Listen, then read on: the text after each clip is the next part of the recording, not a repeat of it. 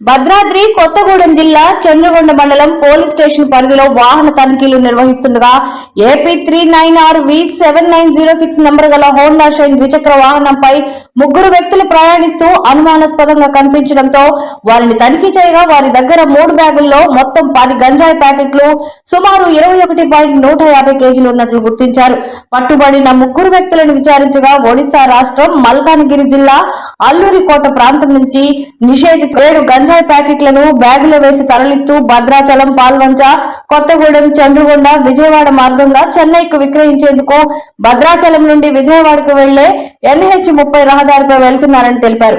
ముద్దాయిల వివరాలు A1 గా మేకల శ్రీనివాసరావు, ఊర్మిళా నగర్, భవానీపురం, విజయవాడ, A2 కారం లక్ష్మయ్య, గురుకుపల్లి, మల్కానగిరి, చమిలి బ్రాంచ్ తాలూకా, ఒడిశా, A3 మైనర్ బాలుడు, మల్కానగిరి, ఒడిశా. వారి వద్ద నుంచి మొత్తం 10 గంజాయి ప్యాకెట్లు ఉన్న 21.150 కేజీల గంజాయి స్వాధీనం చేసుకున్నారు.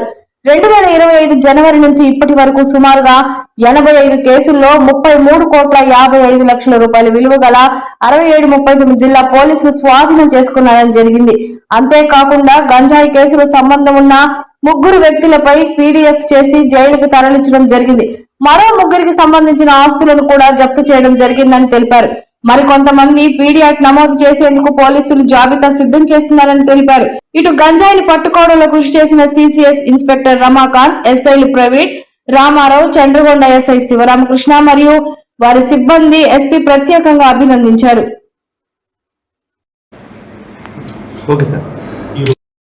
సమాచారంపై చంద్రగొండ SI గారు వాళ్ళ టీము రామర్చర్ల NS36 దగ్గర XR ఫంక్షన్ హాల్ దగ్గర వెహికల్ చెకింగ్ చేస్తుండగా ఒక మోటార్ సైకిల్ 2 వీలర్ పైన AP 39RV7906 దాని మీద ముగ్గురు వ్యక్తులు అనుమానాస్పదంగా వస్తున్నారు.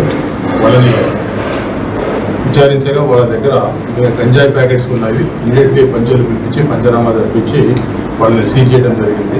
దాని యొక్క వీళ్ళు ఒరిస్సా టు మన చెన్నై వరకు వీళ్ళు బై రోడ్డు పోతున్నారు. Odisha, Bhadrachalam, Kothagudem, Vijayawada to Chennai national highway, మొత్తం నేషనల్ హైవే మీద వీళ్ళు పోవడం జరిగింది. ఈ పట్టుకున్న గంజాయి విలువ మొత్తం 10 ప్యాకెట్ ఉంటుంది. 21 కేజీల 150 మినిమం 21.150 కేజీస్ ఉంటుంది. దీని విలువ అందాజా 10 లక్షల వాల్యూ దాకా ఉంటుంది.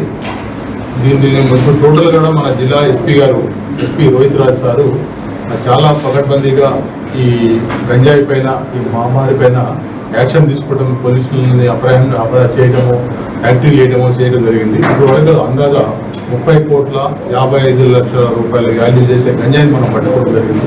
రీసెంట్గా మన సబ్ డివిజన్లో కూడా సించుపల్లిలో ఒక వెహికల్ని, ఒక కంటైనర్ పట్టుకోవడం జరిగింది. ఈ విధంగా ఎవరైతే ఉన్నారో దీంట్లో ఇన్వెస్టిగేషన్లో రానున్న ఇన్వెస్టిగేషన్లు ఏంటంటే రూట్ మొత్తం వస్తుంది. ఎవరు రిసీవరు, ఎవరు బయ్యరు, ఎవరు కన్జ్యూమర్ అనేది వస్తుంది. దీనికి బయ్యరు తమిళనాడుకి చెందిన, చెన్నైకి చెందినవాడుగా గుర్తించడం జరిగింది. వీళ్ళు కూడా ఆపరేషన్ చేయడం జరుగుతుంది.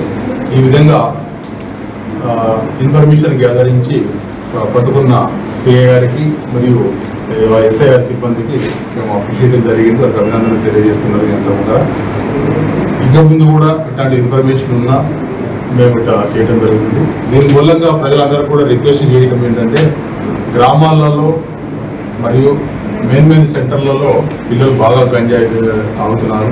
వాళ్ళందరూ కూడా పోలీస్ స్టేషన్కి చెప్పి ఈ సమాజంలో ఈ ప్రజాస్వామ్యాన్ని రక్షించే బాధ్యత అందరికీ ఉంది. ఒక పోలీస్కే కాదు, ప్రతి ఒక్కరుగా పోలీసే. కాబట్టి మీరు తగిన యాక్షన్ తీసుకొని ఆ ఇన్ఫర్మేషన్ మాకు ఇస్తే మేము ఆ వీటన్నిటిని కంట్రోల్ చేస్తామని మేము తెలియజేస్తున్నాము.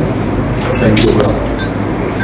రామచరం దగ్గర NH36 రోడ్డు పైన SI నమ్మదగిన సమాచారం పైన ఒక మోటార్ సైకిల్ అతను పట్టుకోవడం జరిగింది. వెహికల్ చెకింగ్ చేస్తున్నాం, మోటార్ సైకిల్ పట్టుకోవడం జరిగింది.